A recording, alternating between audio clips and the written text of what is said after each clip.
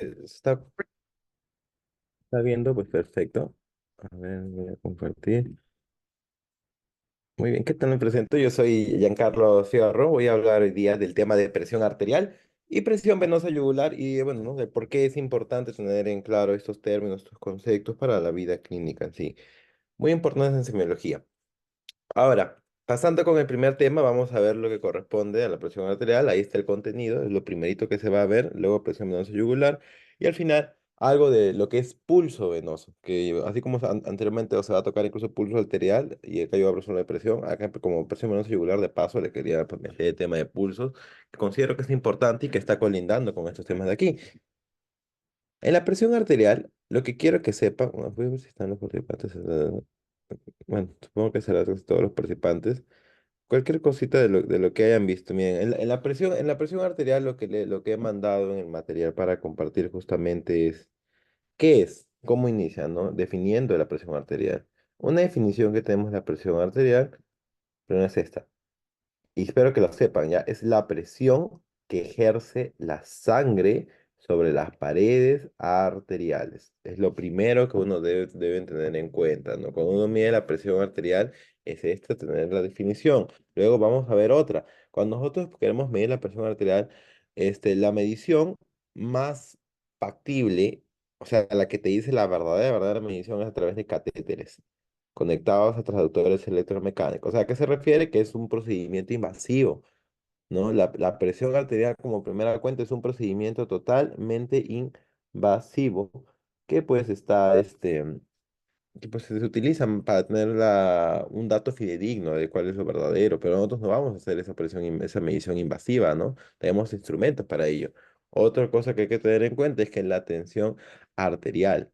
A ver, eso quiero preguntarles algo. ¿Alguien entiende por lo menos qué es la tensión arterial?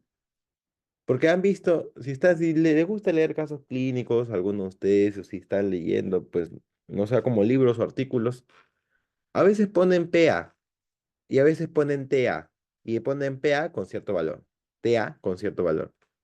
No sé si alguno se ha puesto a pensar, ¿no? La tensión arterial es, digámoslo así, lo toman como si fuera igual a la presión arterial, porque en magnitud sí lo es. O sea, en magnitud. ¿Qué quiere decir eso? Que el valor va a ser lo mismo. La tensión arterial va a tener un mismo valor que la presión arterial, pero el dato es que no es literalmente lo mismo, porque como saben, ¿no? Estas fuerzas incluyen no solamente la magnitud, sino también incluyen la dirección, y esta tiene dirección opuesta. Vamos a ver esto, ya si no me entendiste. Acá pues puse igual a la presión arterial en magnitud. ¿Qué quiere decir magnitud? Quiero decir valor, pero en sentido contrario, para evitar una distinción exagerada. A ver, vamos a ver esto. Ahí ven una arteria y acá pues una flechita, ¿no? Esta flechita, no sé, espero que se quiera entender, que es justamente la sangre que está golpeando la pared del vaso sanguíneo, ¿no? La pared de este vasito, la pared arterial. ¿Eso qué viene a ser? La presión arterial, la sangre, la fuerza con que esta sangre está golpeando la pared del vaso. Muy bien.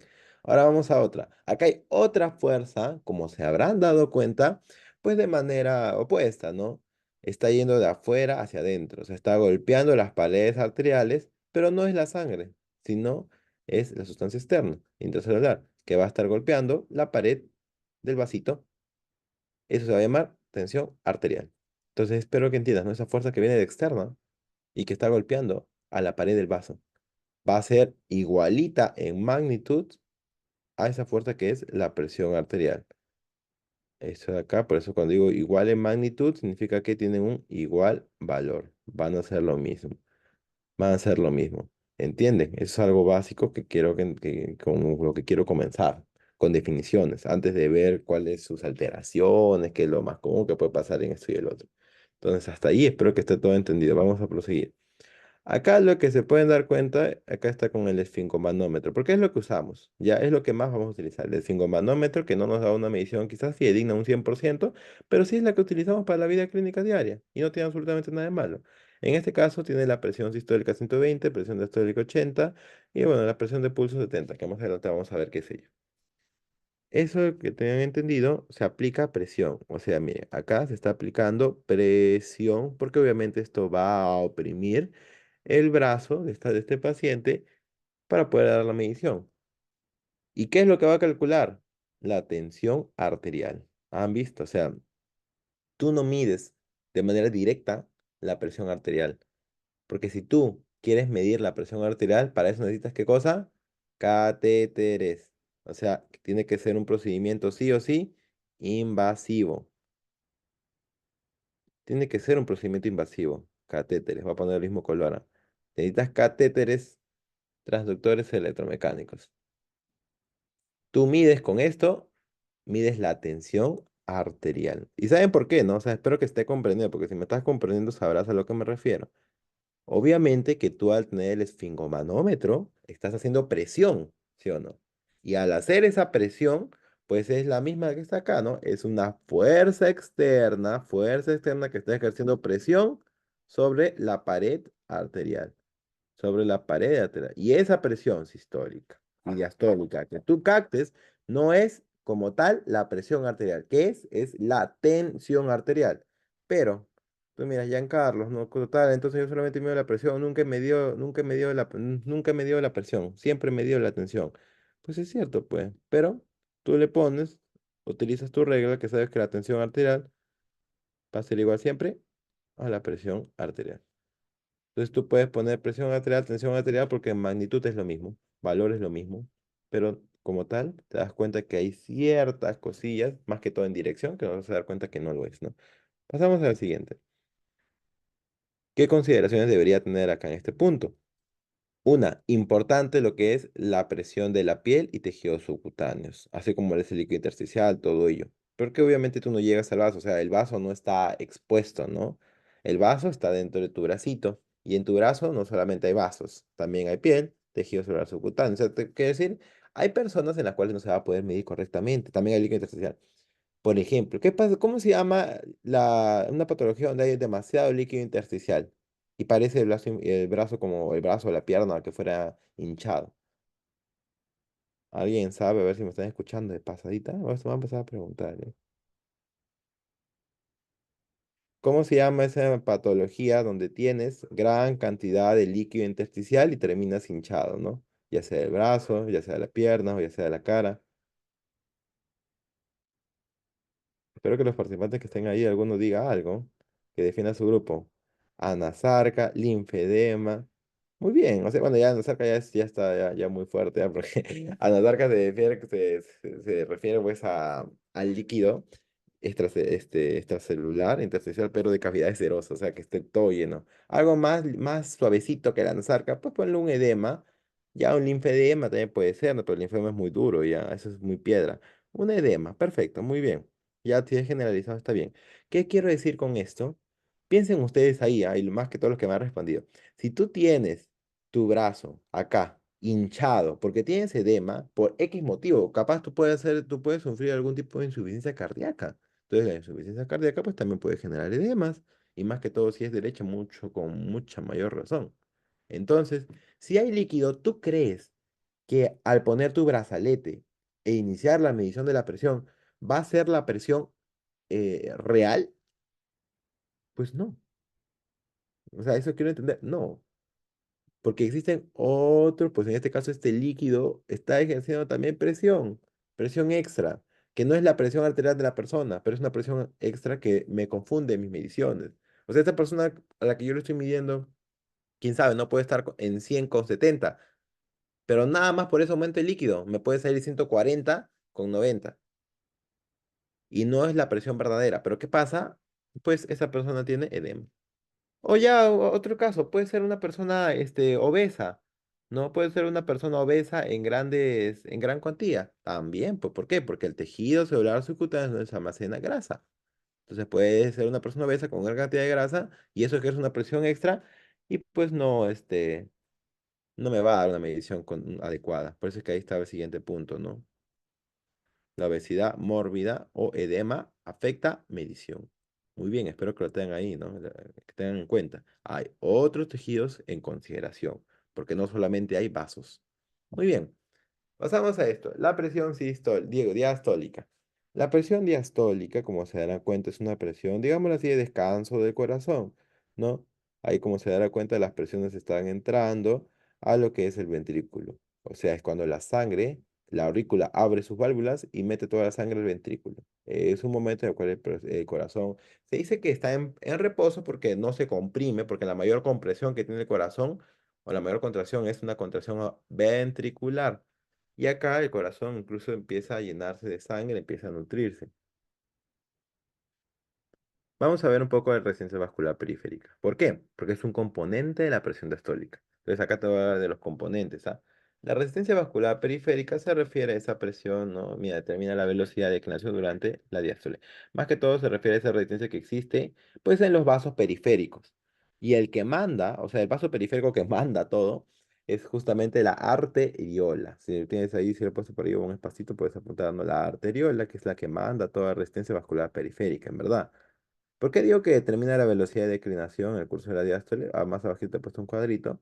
Otro componente va a ser la frecuencia cardíaca, que eso ya lo debes saber muy bien, ¿no? Es la cantidad de veces que el corazón pues está bombeando. Eso se llama el cronotropismo cardíaco, ¿no? La cantidad de veces que está bombeando el corazón. Determina la duración, cuánto me va a durar la diástole, y el punto de declinación de presión. Acá he puesto un grafiquito, algo básico. Miren, voy a sumergirme en este gráfico. Lo que quiero que vean aquí es, miren, acá está un cuadrito que se ve la presión, donde está la presión diastólica. Hay una presión media y llenado circulatorio. Quizás no haga mucho caso, ¿no? Pues una presión básica que debe existir. Y acá hablo de la FC, es la frecuencia cardíaca. Miren cómo la frecuencia cardíaca, cuando está en ámbitos normales y cuando una resistencia vascular periférica, que está arribita, ¿no? También está en todo normal, podemos ver cómo la presión diastólica está bajando, está bajando, está bajando y sigue a un punto normal, un punto corriente. Cuando la presión, lo importante que tenemos que tener en cuenta es que la resistencia vascular periférica como tal, sabe, o sea, si está aumentada, ¿a qué me refiero? Si está aumentada una resistencia vascular periférica, imagínate que los vasitos que están por todo tu cuerpo, pues no sé, hay personas que tienen, por ejemplo, lo que es grasa, colesterol en sus vasos periféricos. Mayormente, pues, en las piernitas puede ser, en los brazos también.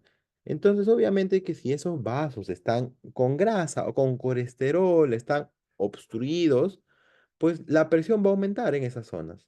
Va a aumentar la presión, porque la sangre no va a llegar correctamente, entonces esos vasitos tienen que presionar para que la sangre llegue con un buen flujo. Porque ¿qué me está deteniendo el flujo de sangre? Pues el colesterol, todo lo que tengo, o puede tener un trombo, lo que sea, algo que está dentro del vaso que me está fregando, pues, que no deja que la sangre llegue.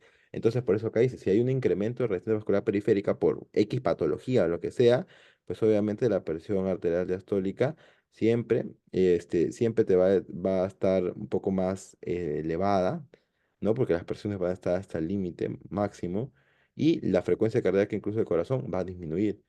Pero si por el contrario tienes una resistencia vascular periférica disminuida en condiciones pues ya de un shock incluso, pues la presión arterial diastólica va a estar mal, mira, va a estar disminuida, va a haber poca presión.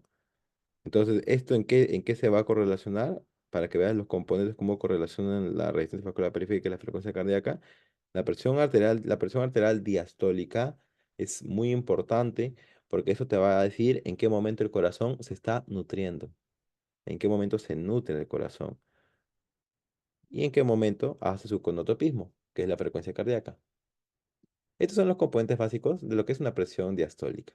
Cuando hablamos nosotros de presión sistólica, vamos a ver ahora ya un poco un concepto que está más ligado a tres componentes, pero recuerden que es la contracción ventricular la que manda para hablar nosotros de presión sistólica. ¿Por qué? Porque es la mayor contracción que va a realizar el corazón. Es la principal. También manda resistencia vascular periférica, como lo he puesto acá. Pero eso ya no lo voy a poner su definición porque su definición está arriba incluso y recuerdo muy bien que se refiere a la presión que hay en los vasos de la periferia. Ahora acá entramos a otro concepto que es el volumen de eyección. Cuando yo hablo de volumen de eyección, me refiero a cuánto volumen de sangre el corazón está eyectando, como te darás cuenta, de los ventrículos hacia los vasos, respectivamente puede ser aorta o puede ser la arteria pulmonar, ¿no? Pero a eso me refiero, volumen de eyección, la sangre que el corazón está botando Ahí está relacionado con la función cardíaca, que es el volumen final diastólico menos el volumen final sistólico. Así tú puedes hallar lo que es el volumen de eyección. Y la compliance aórtica. Más que todo, la aorta manda mucho acá porque nos importa saber qué pues tan distensible puede ser para poder soportar la cantidad de sangre que le va a llegar, que le estaba entrando del ventrículo. Acá he puesto, ¿no?, un cuadrito nada más para que vean un poco estos tres componentes, ¿no? Como lo que pasa del corazón, este es el left ventricle, ¿no? El ventrículo izquierdo, pues se está comprimiendo y va a mandar la sangre a la aorta. La aorta, como se darán cuenta, tiene que expandirse. A eso, ¿cómo se llama? Compliance aórtica, la expansión que tiene la aorta. Eso es muy importante porque eso también determina la presión sistólica. Después que está, pues todo el stroke volume se refiere al volumen de eyección, el volumen de sangre que ha botado este ventrículo, ¿no? Y después ya todo el flujo que va a estar dirigiéndose específicamente a las arteriolas, porque las arteriolas son las que van a recibir esa presión. ¿Por qué? ¿Alguien sabe por qué yo digo arteriola, la que manda resistencia vascular periférica? ¿Y por qué no puedo decir capilar, por ejemplo?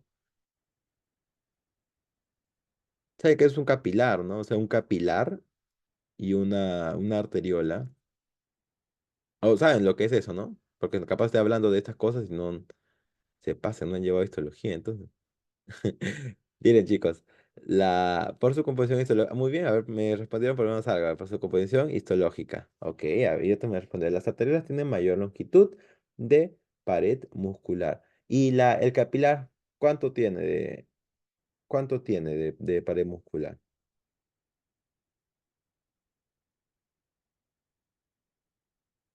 La arteriola tiene, pues sí, tampoco ni que fuera uno, la arteriola puede tener hasta tres capas, si no me equivoco, ¿no?, de músculo liso en su capa media.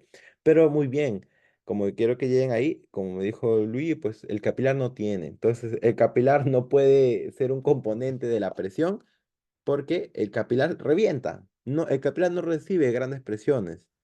El capilar no va a recibir grandes presiones. Mira, vamos a hacer un dibujito ya. Y para que vean un poco, porque hablo que la arteriola es la que manda acá y la que siempre va a mandar cuando nos hablamos nosotros de presión. Vamos a dibujar acá un capilar. Un vasito chiquito, ¿no? Digo, más capilar, digo, una arteriola. Luego, la arteriola va a mandar su sangre a todo un enmarañado.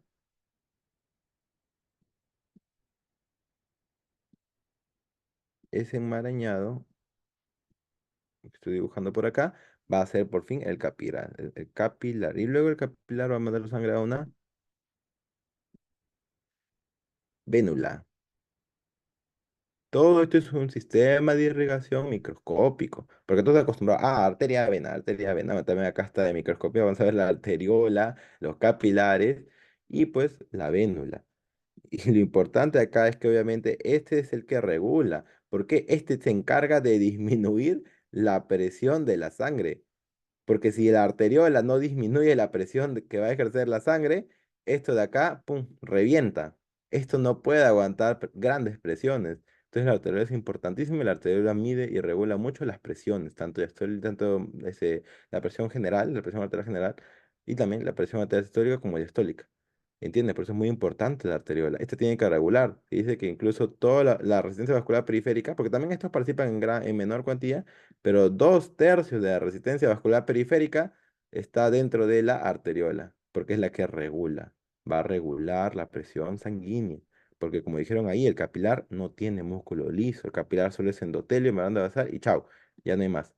Y eso es peligroso, pues, porque el capilar revienta. Y así, pueden terminar reventando capilares si no tuvieras una arteriola que tuviera la función correcta, ¿no? De regular. Y bueno, en la sistólica ya te dije, el extra nomás es la complianza aórtica, que es la distensibilidad que va a tener la aorta. Muy bien, pasamos al siguiente tema. Si me ha entendido, esto es un poco ya más fisiológico, pues estoy tocando fisiología.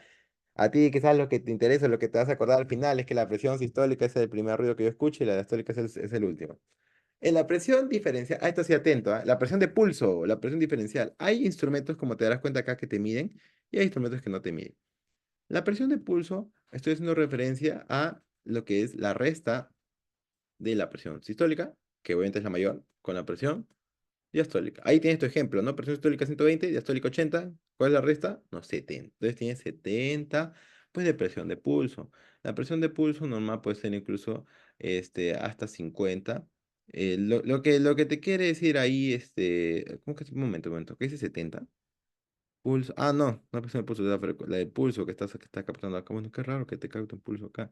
Digo, la presión arterial puede ser 50. Acá la presión arterial ideal, digo, el de pulso ideal es 40, disculpe, 40. Acá dice 70, me confundí que pensé que era de presión de pulso. Es 40 la ideal, pero el tope tiene que ser hasta 50, ¿no? Hasta 50 una presión de pulso. Algunos lo miden, claro que sí. Pero van a haber otras patologías donde pues no se mide la presión arterial, ¿no? Y eso es algo que ya es muy variable, ¿no? Porque la presión de pulso la puedes medir tú, pero más que todo lo utilizas en cuestiones endocrinológicas. Por ejemplo, te voy a contar un casito, ¿ya? No sé si sabías que las personas con hipotiroidismo, cuando tú tienes hipotiroidismo, pues disminuyen tus hormonas tiroideas. Y lo que pasa es que las hormonas tiroideas, al estar disminuidas, van a causar un efecto de resistencia vascular periférica. Aunque no lo creas, las hormonas tiroideas en valores normales también regulan, ¿no?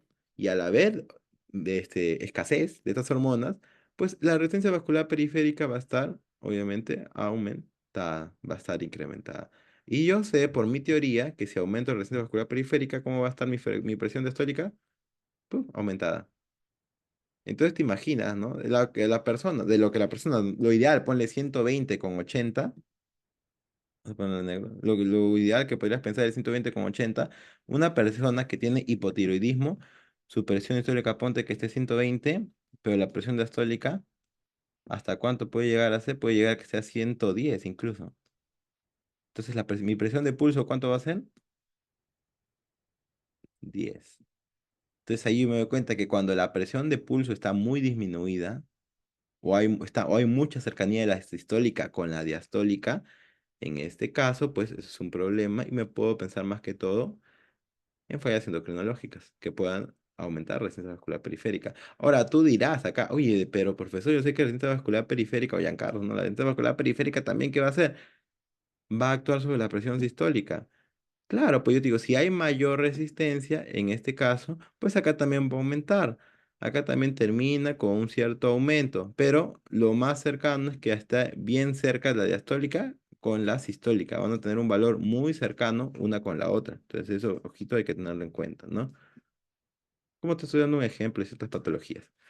Acá sí me demoro porque es la parte fisiológica, porque lo demás ya vamos a avanzar más rápido. La presión arterial media que eso lo miden porque es importante para el shock. Va a ser, obviamente, te pongo acá la fórmula de 1/3 de la sistólica más 2/3 de la diastólica, que esa es la forma de medir, ¿no? Que algunos tienen. Y la presión arterial media tiene que ser mayor a 65 milímetros de mercurio. Porque esto me va a dictar si yo estoy entrando en un shock. ¿Qué quiere decir que estoy entrando en un shock? Pues que la sangre está llegando a los órganos con una presión muy limitada y está ocasionando una falla orgánica. Ya da miedo, ¿no? Te da miedo si tú lees la definición de lo que es un shock. Eso es importante, pero cuando la presión arterial está tan baja, significa que no hay mucha sangre que esté llegando a irrigar los órganos. Y el shock se refiere como tal a una falla multiorgánica. Porque lo que manda no solamente es la presión, hay otros factores, pero la falla multiorgánica es lo que define un shock. Entonces, para eso nosotros utilizamos la medición de la presión arterial media. ¿No? Eso es lo que usamos mucho para esto. Hay otra formulita que es más fisiológica que se refiere al gasto cardíaco por la resistencia vascular periférica, me va a dar la presión arterial media. Pero esto lo utilizamos más que todo para los fármacos, para explicar cuáles son los fármacos que actúan sobre la hipertensión arterial. El gasto cardíaco, recordando muy bien que es la cantidad de sangre que el corazón eyecta por latido. Y acá resistencia vascular periférica que ya lo hemos hablado mucho, mucho, mucho. Bien. Acá está la imagen que les quería dibujar, ¿no? Arteriola, capilar, vénula. Muy bien. Ahora, ¿se entendió toda esa parte fisiológica? ¿Algo quieren que repita? Porque ya terminó la fisiología, creo yo que es lo más pesado, porque así tiene que ser, ¿no? Ustedes no pueden entrar solamente sabiendo lo que es lo básico, ¿no? Tienes que saber qué es la presión arterial, qué es la tensión arterial, cuáles son los componentes de la diastólica, de la sistólica, qué es pulso, qué es presión arterial media. ¿Se entendió? Para pasar al siguiente, digan un sí, por favor, que sea. Voy a borrar esto por mientras. Borrado. Perfecto. Espero que me entiendan, no es lo importante. Si está menos de 65 es posible shock. Ajá, así es. Creo que lo que acá te refieres a la presión arterial media. La presión arterial media, lo normal es que sea mayor a 65 milímetros de mercurio. Si yo veo una presión arterial media menor, obviamente es un criterio para shock. Hay otros criterios, como que puedas tener incluso una taquicardia, taquipnia, hay otros criterios para shock, pero usualmente, incluso también miden lo que es las veces que está orinando también la persona. Pero lo que tienes que tener en cuenta acá es que la presión arterial media es muy utilizada y para algunos hospitales incluso dicen que, bueno, es lo ideal. Y si yo veo esto bajo, al toque me preocupo por un shock que está habiendo en esas personas, ¿no? Entonces es algo importante. La presión arterial media se utiliza más que todo en emergencia incluso. En emergencia, situaciones de emergencia. Se tiene que subir a como de lugar. Nunca deberías dejar que esté menor a 65. Me dice una pregunta, Elizabeth. En hipotiroidismo, ¿cómo varía la presión de pulso? Ah, ya. Pues lo que pasa es que el hipotiroidismo, las hormonas tiroideas al estar en déficit, principalmente la T3, al estar en déficit la hormona tiroidea de T3, la resistencia vascular periférica va a estar en aumento. Si aumenta la resistencia vascular periférica, pues aumenta la presión diastólica. Entonces lo que quería decir, si aumenta la presión diastólica va a estar muy cercana a la presión sistólica. Entonces, ¿qué pasa si yo tomo impresión de pulso en un paciente hipotiroideo descompensado? Pues yo puedo encontrar que ese paciente, su presión de pulso puede estar incluso de 10, puede estar de 20. Si hay menos de 20 ya me preocupo ya. Pero eso pasa en personas hipotiroideas, pues. Aumenta la resistencia vascular periférica, aumenta la presión diastólica en mayor cuantía que la sistólica. Por ende, la diastólica va a estar muy cercana. Siempre te das cuenta que el valor ideal es 120,80, ¿no? Nunca has visto que, o sea, puede ser incluso impensable que una persona tenga 120 diastólica y 120 diastólica, pero en personas hipotiroideas, dije, es el encuentro que está muy cercanos. Cuando hay entonces estás en hipertiroidismo. Yo hablando de hipotiroidismo. Cuando es hipertiroidismo, pues no hay mucho cambio. Igual la presión arterial está en aumento, eso tengo que decirlo, porque tanto el hipotiroidismo como el hipertiroidismo puede conllevar a un aumento de la presión arterial. Pero en un hipertiroidismo, los dos van a estar aumentados en casi igual cuantía y casi igual magnitud, así que la presión de pulso no va a ser tan marcable como en un hipotiroideo. En cambio, en un hipertiroideo, pues no está tan marcado. Están elevadas las dos, pero pues no va a haber una presión diferencial tan grande ni tan estrecha, porque sí aumente en el mismo rango de pulso. Muy bien, pasamos a la siguiente. Ahora sí ya vamos más rápido porque me queda media hora por lo visto. Vamos a ver cómo vamos a hacer la técnica. Ya en la técnica ya tú eres un capo, ¿no? Porque ya hemos dado algunas clases prácticas de cómo medir la presión arterial, entonces ahí ya para qué, ¿no? Ya tú sabes muy bien. Pero lo que yo quiero que aprendas acá es pues ya los conceptos ya más adentro, ¿no? Hay que hacerlo mucho más ahínco a esto para que puedas entender. Vamos a ver los fenómenos de Korokov, porque tú lo que escuchas, ese primer ruido, luego esa cantidad de ruidos y al final el último ruido, eso se llama el fenómeno de Korokov. Tú escuchas los ruidos de Korokov. Acá tenemos una línea que me va a medir, me va a servir un poco para escuchar los tipos de ruidos. Mira, esto que te digo sí es un poco teórico, porque nadie, o sea, ni que fueras una máquina para poder captar ese tipo de ruidos, pero te dice que los primeros ruidos que tú vas a escuchar. Uy, ¿por qué se detiene? El primer ruido van a ser ruidos sordos, ¿no? Los primeros ruidos.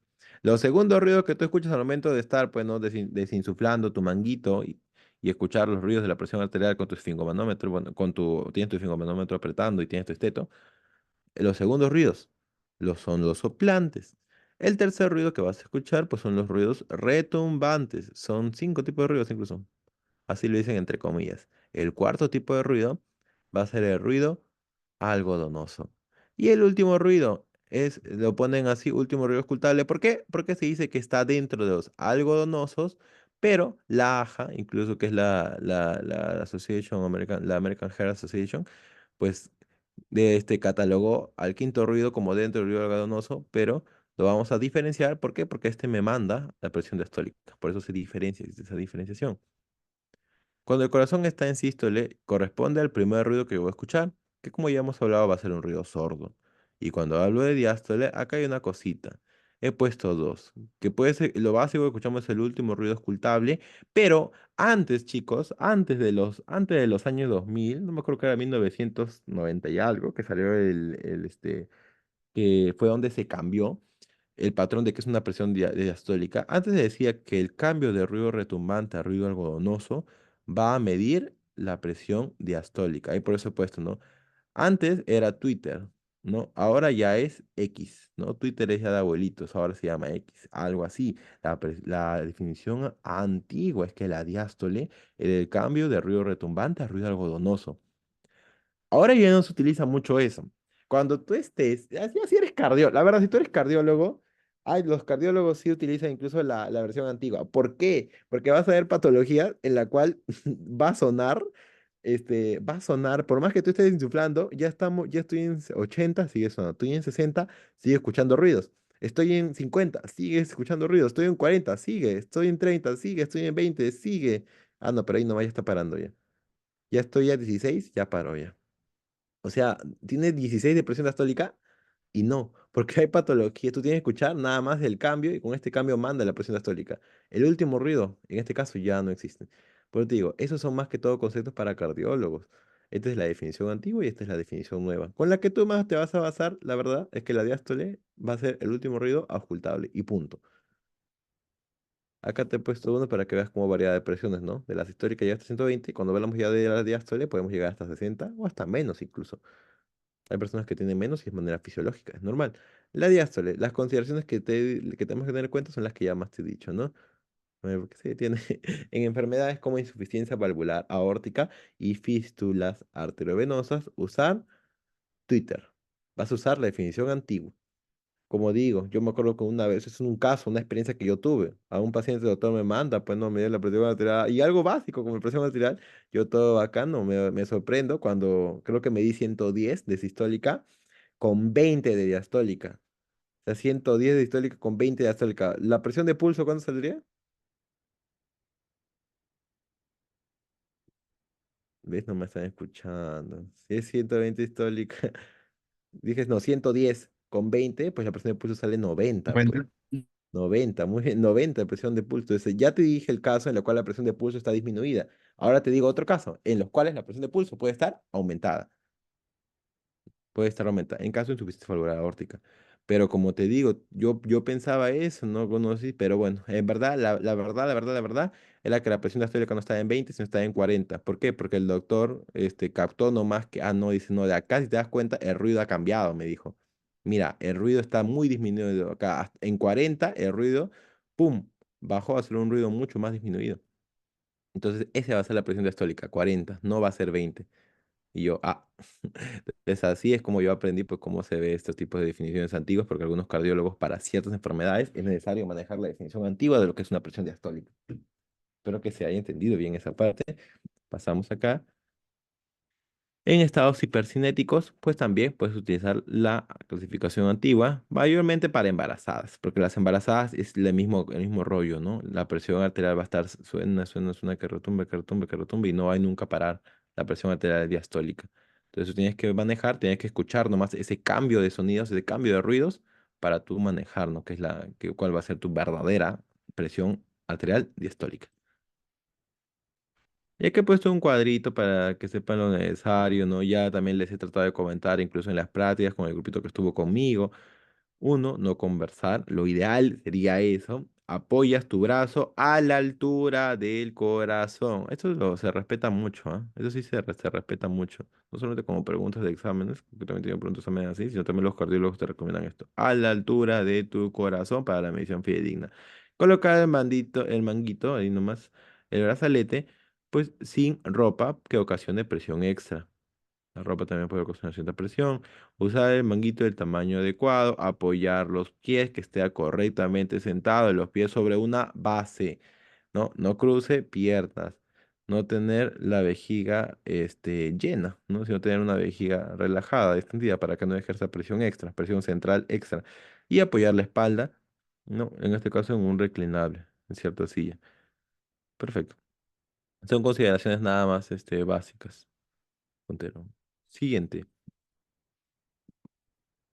Para terminar con la presión arterial, es pues los valores. Acá de frente le pongo la tablita de los valores que hay. Lo que quiero que sepan, menos de 120 con menos de 80 es lo ideal.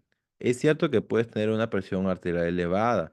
Pero eso puede corresponder, que es de 120, 129 y menos de 80 de la diastólica, eso puede comprender a simplemente, pues, la persona llegó al hospital, llegó al nosocomio corriendo. Entonces, eso es un estado hipercinético y la presión puede estar elevada. Es normal, eso es una presión normal, pero normal elevada. Lo que me da miedo es la hipertensión. La hipertensión, la enfermedad, mira, tú puedes captar, no, tiene una presión arterial alta, pero acá pongo hipertensión. ¿Por qué? Porque la hipertensión, si tú pones hipertensión arterial, eso es una enfermedad. Y tú no puedes catalogar, esta persona tiene hipertensión arterial solamente porque, no, doctor, yo medí y vi que la persona pues tenía 140 con 90. Entonces tiene hipertensión arterial. No, no tiene la enfermedad. Está con una presión arterial alta. O también quieres poner, bueno, está con una hipertensión, pero es momentánea. No es la enfermedad. Para tú catalogar como una enfermedad tienes que tener por lo menos tres mediciones de presión sistólica aumentadas o dos mediciones de presión arterial diastólica aumentadas, midiendo a ese paciente, dejando un espacio de cada semana, ¿no? O sea, midiéndolo cada semana, para que recién tu catalogues una enfermedad de hipertensión arterial. Por eso acá se habla mucho, pues, mejor de lo que es presión arterial alta. Y incluso la AJA lo divide en presión arterial alta 1, 2, 3, en la cual están los valores. Pero la presión arterial alta nivel 3 antes se llamaba crisis hipertensiva. Se llamaba crisis, porque luego que tú tengas, si tú ves una persona que tiene 190, ponte con 130 o 200 con 140, pues eso se llama crisis arterial. Y eso tú tienes que llevarlo directamente a un nosocomio para que ellos lo cataloguen si es una emergencia o si es una urgencia, ¿no? Pero ahora ya el AJA en su nueva regla, pues lo va a llamar, pues, hipertensión arterial nivel 3. Y por el contrario, lo que es hipotensión, menos de 90 y menos de 60 va a estar esa persona hipotensa, ¿no? Va a tener una hipotensión. Eso es algo también que es necesario manejarlo. Son valores que es simplemente memorístico y con la práctica a uno se le queda todo en su mente. Pasamos acá, ¿qué es hipotensión postural ortostática? Y acá he puesto algunas mediciones. Si yo tengo un paciente, ya, pero te voy a explicar un poco, mira. Cuando tiene una persona que tiene hipotensión postural ortostática, no sé si sabes, esa persona puede estar su presión arterial sentada, puede llegar, y algunos abuelitos sufren de esto incluso. Puede estar, ya, está 120/80, lo ideal. Pero cuando se para, al toque, ni bien al minuto nomás que se ha parado, mira la presión, de lo que era 120/80, esas personas pueden llegar a tener, pues, 90/60. O sea, pueden llegar a tener hipotensión, menos incluso, menos, ponte 80/50, o sea, menos. Y cómo se baja la presión de una postura a otra. Por eso se llama hipotensión postural ortostática. Cuando tú estás sentado o echado tienes una presión arterial que puede ser ideal, pero cuando te paras, la presión arterial baja, disminuye tremendamente. Hay algunas personas que hasta incluso pues terminan desmayándose, porque cuando la presión arterial bajó tan rápido que no dio tiempo al cuerpo a que pueda regularse, pues termina en un desmayo. Entonces, esa es la patología a la que refiero. Si tú ves a estas personas, al toque mira al paciente de pie, luego de 2 minutos, vas a dejar al toque, por eso te digo, no, tampoco te esperes mucho. Las personas que pueden tener esto son diabéticos, las que tienen de por sí grados de hipotensión arterial constante, los que tienen síndrome de mareo, síndrome vertiginoso, porque justamente esa disminución de la presión arterial ocasiona esto. Entonces la persona va a venir, doctor, tengo mareos a cada rato, ¿no? Siento que cuando camino, cuando estoy sentado en el bus, pero me paro para bajar, cómo me pongo. También te pueden contar, ¿no? Y si usa bloqueadores adrenérgicos, que son ya fármacos, ¿no? Y como te dije, ancianos, porque en ancianos también ocurre. En ancianos, ciertos ancianos también ocurre. Eso es algo que hay que considerar, ¿no? Eso va a ser, tú lo defines cuando la presión arterial sistólica está disminuida a más de 20 y la diastólica está disminuida a más de 10, yo puedo definir una presión, una hipotensión postural ortostática, porque esa va a ser su definición. Yo encuentro que la persona está a 120/80 y cuando se para, pues su presión arterial, como te digo, puede estar 90/60. Entonces, ya, la presión sistólica varió, en este caso en 30, o sea, más de 20, eso es un check. La diastólica también varió, es un check para catalogar esta enfermedad. No es lo que tienes que tener en cuenta. Otro caso que te pongo es la pseudohipertensión. No sé si has escuchado de esta, pero es común también en ancianitos. Lo que pasa es que la presión arterial va a estar falsamente elevada. ¿Por qué? Porque cuando tú envejeces, pues chicos, cuando envejecemos, los vasitos empiezan a calcificarse. Los vasitos se calcifican. ¿Por qué? Porque hay una muerte celular. Es normal que haya muerte celular. Entonces los vasitos del endotelio terminan muriendo. Y ahí incluso empieza a meter calcio. Se empieza a meter calcio en esa zona, que es normal porque es muerte celular. Al tener una arteria, pues calcificada, que se llama, ¿cómo se llama? La calcificación distrófica. Al tener esa arteria calcificada, va a estar más rígida, ¿no? Va a estar más dura. La compliance de la arteria disminuye. La resistencia vascular periférica va a estar en aumento. Entonces, me espero que esa persona tenga tanto presión sistólica como diastólica elevada, pero no es porque tenga una patología tiene hipertensión arterial, no, sino es porque es lo normal. Y no digo que todos los ancianitos lo tengan, ¿no? Eso se describe más en ancianos, pero no es la no es que todo el mundo que tenga el 100% que tú vas a ver tenga su hipertensión, pero sí puede haber. O sea, son presiones falsamente elevadas. Y acá viene un concepto que te pongo que es la maniobra de Osler, en la cual puedes leer, tú tienes que palpar la arteria radial cuando la presión del manguito ha ocluido la arteria humeral. O sea, ¿qué quiero entender? ¿Qué quiero que entiendas? Cuando tú en tu brazo, yo les he dicho en práctica a mi grupito por lo menos que cuando tú pones el brazalete en el brazo, pues tienes que insuflar, ocasionar presión de tal manera, pues que la presión arterial, tú estás presionando la arteria humeral o la arteria braquial, como le quiere decir, pero tiene que estar apretada de tal manera que la arteria radial ya no pase sangre por ahí, que ya no pase sangre a las arterias distales. Pero en este caso, tú por más que ya hayas insuflado el manguito esté en 200, vas a sentir que la presión arterial sigue pasando, digo, la presión de la arteria radial, o sea, vas a palpar un pulso y eso no es normal. Esa es la maniobra de Osler, ¿no? Y le pone signo de Osler positivo. Pone signo de Osler positivo que puede ser en algunos ancianitos. Pasamos al siguiente, que es el aumento de la presión de pulso. Que acá ya te hablaba, ¿no? Te doy el ejemplo de insuficiencia valvular aórtica, fístulas arteriovenosas, con un hipotiroidismo, pero es un hipotiroidismo de verdad grave. Tiene que estar hospitalizado por el propio hipertiroidismo para que te aumente la presión de pulso. Pero usualmente un hipertiroideo, si tú lo ves en consulta, pues va a estar la presión normal, la verdad. No va a haber un aumento de presión de pulso. Tiene que estar hospitalizado y grave. Y acá viene el signo de la insuficiencia valvular aórtica, se ve el signo de Hill en la cual es simplemente la diferencia de la presión arterial en los miembros superiores y en los miembros inferiores. O sea, tú mides la presión arterial, pues te tomas en cuenta la arteria humeral del bracito, pero cuando vas a medir pues la presión arterial por el popliteo, junto que está en miembro inferior, pues va a estar muy disminuida. Entonces eso es lo que me refiero. Esa diferencia ocasiona lo que es el signo de Hill. Muy bien, vamos a dejar de lado la presión arterial porque ya quiero meterme a esto para acabar. La presión venosa yugular, acá he puesto ejemplos incluso, se va a definir como la presión que hay en la aurícula derecha. ¿Por qué? Porque en la aurícula derecha va a estar llegando la vena cava superior. Y la vena cava superior es la que incluso va a mandar sobre esta presión, sobre este concepto. Acá dice, ¿no? Esto va a reflejar la presión venosa central, muy importante, porque mucho antes se medía la presión venosa central porque es un indicador de shock temprano. Pero pues ahora, como existe la presión arterial media, pues también ya tomamos en cuenta eso. Lo que pasa es que la presión arterial media, y te voy a explicar una cosa más adelante, ¿no? Como la presión arterial media y la presión venosa central me pueden indicar si la persona está entrando en shock o no. Pero ¿cuál es un marcador más temprano? La presión venosa central. Ese es el más temprano que me indica si puede estar entrando en shock o no.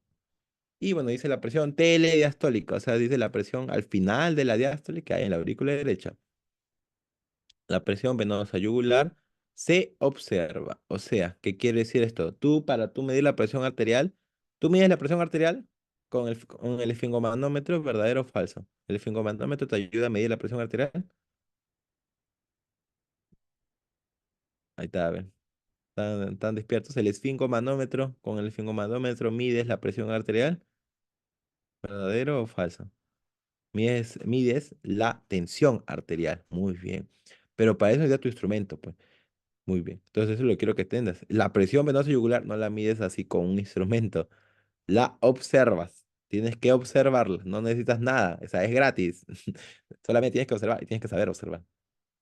Muy bien. Para eso tienes que recordar todo, un recuerdo anatómico de cómo está acá la vena cava superior, cómo te va a dar lo que es la vena yugular externa y la vena yugular interna que va a estar detrás del músculo esternocleidomastoideo. ¿No? Porque sabes que el músculo esternocleidomastoideo, su fascículo, su porción que va a estar metiéndose en la clavícula, pues va a tapar lo que es la vena yugular interna. Pero acá puedes ver esto, si tú ves el cuellito del paciente, puedes ver la presión venosa yugular. La técnica de exploración es saber lo que es primero el eje ferrostático de Borch, en la cual tú ves a la persona ahí, ¿no? Parada. A esa persona vas a tener que medirle dos ejes, ¿ya? Lo que es el horizontal y el eje coronal. El coronal yo le tomo como el plano vertical, va a ser el plano vertical, y el plano horizontal es en el cuarto espacio intercostal. Ojo con esto. Estos choques se va a denominar el eje ferrostático de Borch.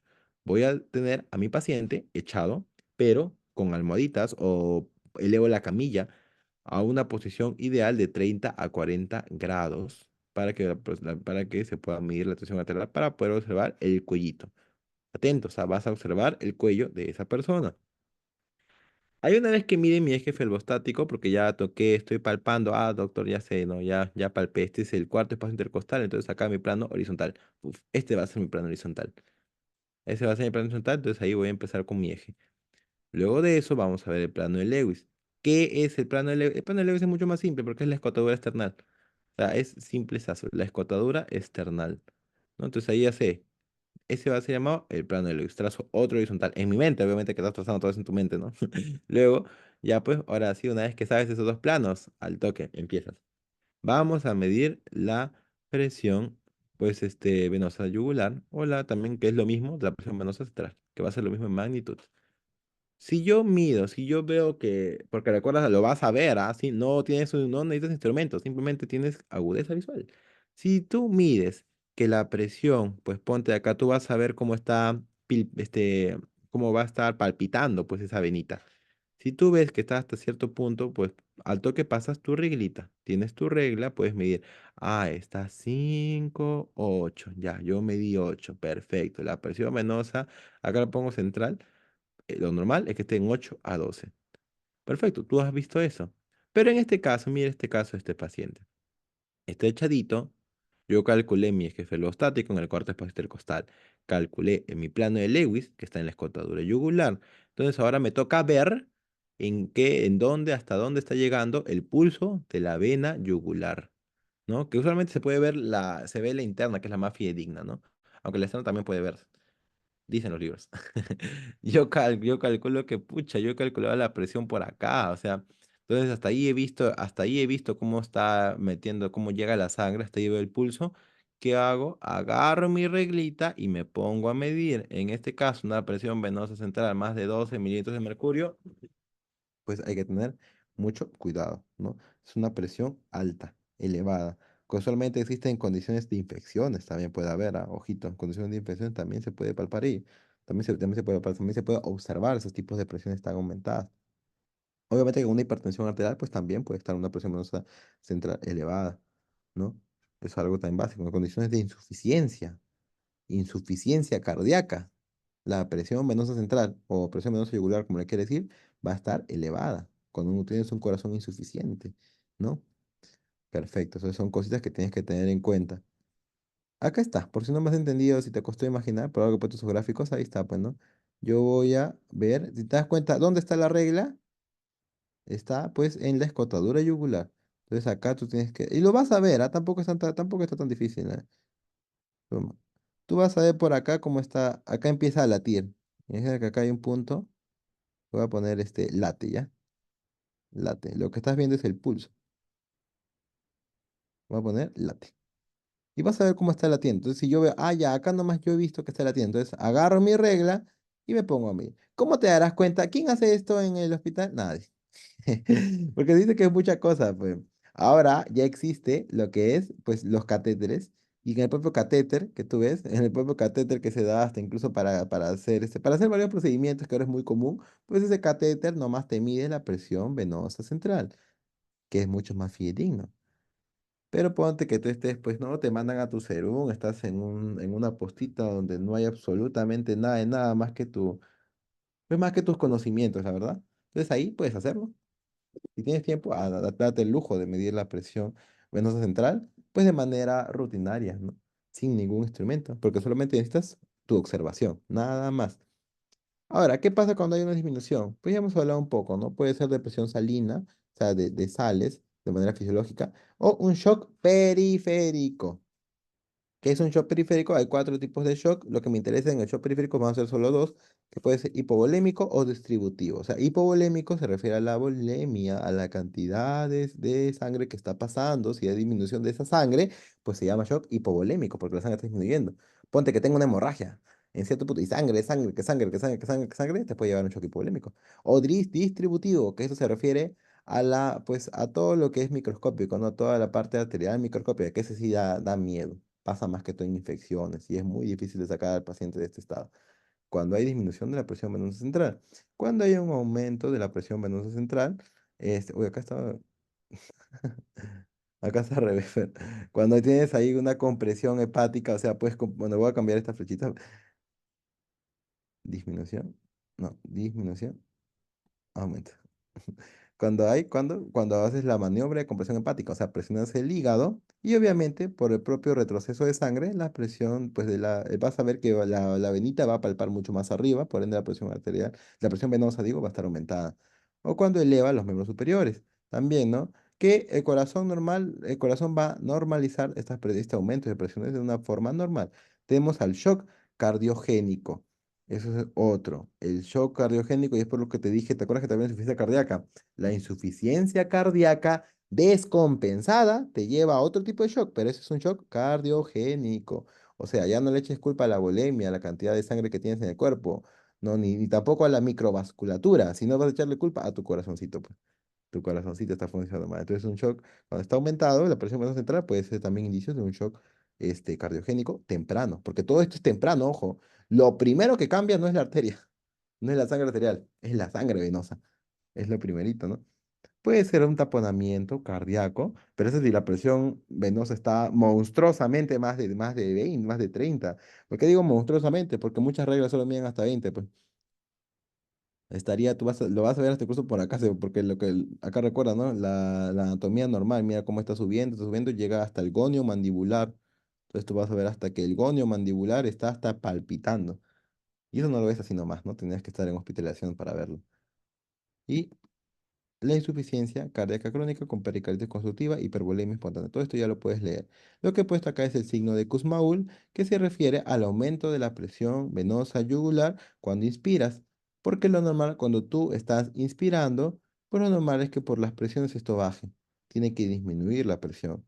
Pero cuando tú inspiras, hay veces en la cual va a aumentar esta presión y eso pues se va a llamar el signo de Kussmaul, que me quiere indicar, indica esto que hay líquido en el pericardio que está aplastando a mi corazoncito, ¿no? Eso me indica el signo de Kussmaul. Muy bien, vamos a terminar esto de los pulsos venosos con... ta, Vamos a definirlo, que simplemente es una definición básica porque está ligada a la aurícula derecha y al correcto funcionamiento del ventrículo derecho. Ahorita voy a explicar el por qué. La leyenda que vamos a pactar es esto. La onda A del pulso. Obviamente esto no. Hay gente que dice puede medir semiológicamente. Los libros dicen que tú vas a medir la onda A y la onda V, pero mayormente se mide ya, lo va a medir un cardiólogo y lo miden pues con dispositivos intraarteriales, intravenosos incluso. La leyenda es que la onda A va a ser contracción auricular. La onda X se refiere al valle, digo, el valle X, pues se refiere a cómo está relajándose la aurícula, obviamente derecha. La onda V es la dilatación de la aurícula para recibir la sangre. La onda Y es la fase de llenado ventricular rápido. Y la onda C, el cierre tricuspidio. Esta es la onda más nuevita que se ha agregado, ¿no? Ahí está la leyenda para que la puedas tener en cuenta. Esto lo puedes leer si no me entiendes, pero espero que sí. Acá lo que vamos a tener es que, mira, mira cómo está subiendo. ¿Lo has visto? Ese va a ser la onda A. La onda A está subiendo, escalando. Obviamente se refiere a la contracción de la aurícula, por ende, como hay contracción, hay aumento de presiones. Por ende, la onda está hacia arriba. La onda A va a estar hacia arriba. Ok, vale. Bueno, entonces eso va a marcar todo lo que es onda A. Y mire cómo baja. El valle X, ¿no? El valle X, cómo está disminuyendo al toque la presión, porque ya la aurícula, una vez que se contrajo, ahora le toca relajarse. Ese va a ser valle X. Luego vemos la onda V. La onda V, mira cómo está subiendo. Es una dilatación mínima, porque una vez que ya se relajó, pues el atrio, la aurícula, va a dilatarse para poder llenarse de sangre. Ese va a ser la onda V, como está un poco ya más creciendo, dilatándose. Ahora viene el valle Y, en la cual es la fase de llenado ventricular rápido. O sea, una vez que ya se dilató porque está llegando sangre, y ese aumento, ¿no? Esa llegada de sangre, obviamente aumenta un poquito la presión, pues ahora le toca botar toda esa sangre hacia el ventrículo. Es la fase rápida de llenado ventricular, porque ya como te das cuenta, acá está aplastándose para llegar al ventrículo y ya pues, se reinicia el ciclo. Vuelve otra onda A, en la cual la aurícula vuelve a contraerse, por eso es que aumenta la presión. Luego que sigue, la aurícula empieza a relajarse, es el valle X. Luego que sigue, la aurícula una vez que se relajó, ahora le toca dilatarse para que pueda llegar sangre. Y luego que sigue, la aurícula una vez que hizo eso, se va a contraer de manera rápida. Eso se llama la fase de llenado ventricular rápido. Y así, continúa, continúa, continúa. ¿Qué es la onda C? ¿Qué es la nuevita que se ha agregado? La onda C se refiere al cierre tricuspidio, ¿no? O sea, al cierre de las válvulas tricuspidias, que quiere decir acá ya, pum, ya paró la fase en la cual la aurícula le manda sangre al ventrículo derecho. Entonces ahí cierran las válvulas tricuspidias, ahí también va a haber cierta presión, y eso se va a decir la onda C, la más nuevita que se ha agregado. Ya está todo entonces bien marcado, por lo visto, ahí para que veas un poco, entre el ruido uno y el ruido 2 que tú vas a escuchar, que corresponde a ese periodo dentro de la sístole, puedes ver estas ondas. Lo que va a estar entre ruido 2 al próximo ruido uno de la siguiente contracción va a ser la diástole y así vas a medir onda por onda. Ahora, como te digo esto, no te preocupes en medirlo tú, porque esto usualmente te lo va a dar la máquina, son con dispositivos intravenosos. Los libros, en cosas soñadas, te dicen que sí lo puedes medir, pero no, o sea, no vas a poder medirlo. Obviamente, la vez que late, o sea, cuando tú ves que, ¿te acuerdas que te puse ahí el cuellito va a latir, te dije, para que tú midas la presión? Pues cuando tú ves que late, ese latido, entre comillas, va a ser la onda A. Entonces hay gente que de ahí, hay cardiólogos que es cierto que no, mira el cuello, mira cómo está latiendo. Se ve bien fuerte, bien marcado, pero hasta incluso la piel ve que está sobresalido. Entonces, no, tiene onda A, onda A del pulso venoso aumentada. Y obviamente cuando tú no veas, cuando tú ves que deje de latir, hay veces en las cuales, como el valle Y, el valle X, digo, hay veces en las cuales vas a ver que, pues, es como que se tira para adentro, o sea, estuviera colapsando la vena. Y cuando ves ese colapso de vena, es valle X, ¿no? No, el valle X está muy marcado también, está patológico. Entonces son más que todo cardiólogos los que ven esto, ¿no? Pero igual te lo entrego, ¿no? Que es un temita extra. Cuando la onda está elevada, por si dice onda gigante, puede ser que haya una obstrucción arteriovenosa, ¿no? Puede haber una estenosis de la tricuspidia, aunque no haya tricuspidia, pero se llama atresia, lo que obviamente me está conllevando a que esa arteria hasta que esa aurícula se esté contrayendo. Puede hacer disociación entre aurícula, ahora la que es disociación auriculoventricular, porque puede haber un bloqueo entre la aurícula y el ventrículo, o sea, y esto corresponde a la parte eléctrica del corazón. O puede haber una taquicardia paroxística supraventricular. Como te das cuenta, eso ya es más cardiológico, ¿no? La onda cañón es lo mismo, ¿ya? Cuando tienes una onda A elevada, pero se le dice cañón simplemente para hablar de lo que son bloqueos, como un bloqueo auriculoventricular ya completo, ¿no? Y cuando la onda A está ausente, o sea que tú ves que no hay un latido, prácticamente el latido es mínimo, casi ni se nota, pues hablamos de fibrilación auricular. Pues cuando el corazón está en fibrilación, está fibrilando, llega mucha energía, pues al corazón, mucha electricidad, no puede contraerse adecuadamente, todo es a medias. ¿Qué pasa cuando tenemos un valle X ausente, que corresponde al colapso, ¿no?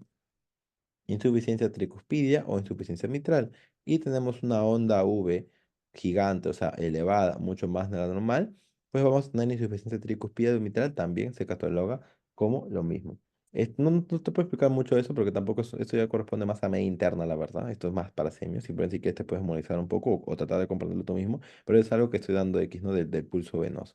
Y con ello corresponde a todo el tema que me tocaba editar el día de hoy.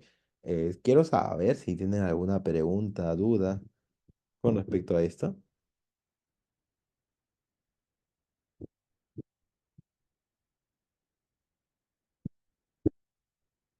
Algo que quieran que repase, lo que es de pulso, de presión, no lo sé. Bueno, si no lo hay, por lo visto, ya podríamos pasar, ¿no? Entonces a la Doc, siguiente. Doc, ¿me escucha? Sí, Doc, ¿me escucha? sí, Quería preguntarle si en el paciente no vemos la presión venosa yugular, si no se ve, ¿qué me indicaría en este paciente? O sea, si no vemos esa presión venosa yugular a la observación. Ah, ya. No hay un momento. Vamos a poner. Aquí ya había puesto salir. Si no se ve la presión venosa yugular, lo que digo, lo que tú vas a ver, lo que se ve es la onda A, la famosa onda A. Entonces ahí quiero que entiendas. ¿Qué pasa si no se ve la onda A? Entonces tú vas a catalogarlo como ausencia de onda A. Porque la presión venosa yugular, lo que tú ves es el latido, entre comillas, de esa vena, ¿no? Entonces, si no ves ese latido, puedes catalogar que esa persona está en fibrilación auricular. Puede ser. Pero lo que te manda fibrilación auricular es que te tomes un electrocardiograma. Pero como te digo, lo que tú ves es la onda A. Ese latido que le estaba diciendo es la onda A, en pocas palabras. Es la onda A. Entonces ahí si no hay, pones onda A ausente. ¿El reflujo hepatoyugular tiene relación con el pulso venoso central? Claro, acá estaba. Acá incluso le escribí. Nada más que no puse este reflujo hepatoyugular, sino puse las maniobras hepáticas. Ay, está con todo ahí. Acá está, bien. Obviamente, sí. Y tú ya sabes tu anatomía, ¿no? Tú ya sabes muy bien tu anatomía. Acá está. Maniobra de compresión hepática y elevación de los miembros superiores aumenta la presión venosa central.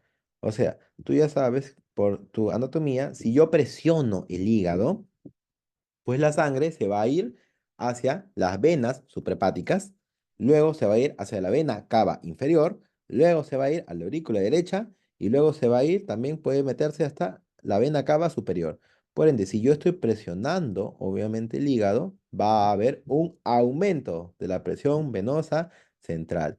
Va a haber un aumento de la presión venosa central. ¿Podría volver a explicar el pulso, la presión de pulso? Ojito, ya. Entonces ya he dicho cómo cambia. No, la presión, ahorita voy a explicar ella, pero no, la presión venosa siempre cambia primero, la verdad. Una caso en la cual la presión arterial todavía no demora, la venosa es más rápida, pero usualmente no hay la costumbre, ¿no? De medir, entonces tú no ves eso, gente midiendo la presión venosa así nomás, así nomás como así, ¿no? Tiene que medir, lo miden mayormente los que son emergencistas, porque si en emergencia, así como te digo, como la presión venosa me dicta qué es lo que va a pasar antes cuál es la patología que puede tener antes que pase algo malo, pues al toque, ¿no? Pero la presión venosa, no, no tiene mucha costumbre en medirla, es la primerita. Muy bien, miren acá chicos, ese latido entre comillas que les he dicho es el latido que va a existir va a ser la onda A, ¿no? Que corresponde a la contracción auricular, es el latido que te manda lo que es la presión venosa yugular y el latido que te ayuda a poder agarrar tu reglita y poder medir es la onda A. La onda A corresponde a que la aurícula está contrayéndose y va a botar sangre, toda su sangre al ventrículo. Luego tenemos a la onda al valle X, ¿por qué digo? Al valle X. El valle X corresponde ya una vez que la aurícula ya trabajó, ya chambeó, ya botó toda la sangre, pues le toca relajarse. Entonces, por ende, cuando la aurícula se relaja, la presión disminuye. Entonces, ese colapso venoso que tú puedes ver de manera fisiológica, pues es el valle X, ¿no? Pero obviamente si el colapso está muy marcado, hasta se mete, pues eso es un aumento del valle X, ¿no? O disminución, como le quieras llamar, pero hay algo patológico ahí. Luego, una vez que ya se relajó, le toca dilatarse. ¿Por qué? Porque va a estar entrando sangre. Va a estar entrando sangre de la vena cava inferior como de la superior. Va a estar entrando sangre, por eso se dilata. Pero ese aumento de presión no va a ser tan alto como la contracción. Por ende, es que la onda V pues está más bajita que la onda A. Una vez que se dilató, sigue el Valle Y, en la cual, pues, la aurícula es la primera fase, el Valle Y hace referencia a la primera fase, por si acaso, de la sístole, o la primera fase de la contracción auricular. Por eso dice fase de llenado ventricular rápido, corresponde a la primera fase de contracción auricular, mientras que la fase restante corresponde a la onda A, por si acaso, ¿no? Prosigue, la onda A, la fase restante de la contracción.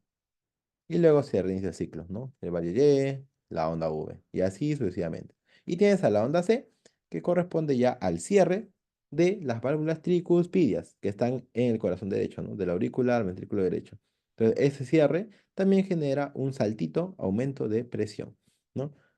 Tú, semiológicamente, o con tu visión, puedes medir la onda A y el valle X. Así dicen los libros, entre muchas comillas, porque yo nunca lo he podido hacer. Pero bueno, ahí está, ¿no? Lo que puedes captar. Ahí está después de los ruidos. Y las patologías. Doc, esa sonda X Valle, ¿eso dónde está? ¿En el EKG se ve eso? No, no, hay dispositivos especiales para medir, son catéteres intravenosos en la cual se va a medir la presión, en la cual se va a medir la presión venosa y el pulso. Se mide la presión venosa y el pulso. Esos son, lo puedes encontrar en el libro de semiología incluso, porque los libros de semiología te enseñan a ver estos, de lo que es el pulso venoso, pero mayormente se hace con dispositivos intraarteriales como catéteres, que son especiales, ¿no? Para medir. Pero como te digo, si te das cuenta, mira las patologías, no son cualquier cosa. O sea, estoy hablando de bloqueo A B de alto grado, de grado 1 2 3. Te hablo incluso de la taquicardia paroxística supraventricular. O sea, más que todo lo va a medir un cardiólogo, ¿no? O sea, como un médico general, quizás no te sirva mucho saber esto de pulso, pero saberlo de presión venosa sí, la presión venosa central, eso sí. Pero el pulso ya quizás ya no mucho, eso es un extra que te estoy dando. Pero si te gusta la cardiología, ahí, date el gusto de leer esta diapo y leer más libros incluso. Entonces, ¿alguien tiene una pregunta más para pasar al siguiente tema? Que ya vi que está acá en él. Entonces sería todo eso, chicos, de mi parte. Muchas gracias por haber estado acá y espero que hayan prestado atención y que les sirva mucho lo que se ha dado en esta clase. Hasta luego.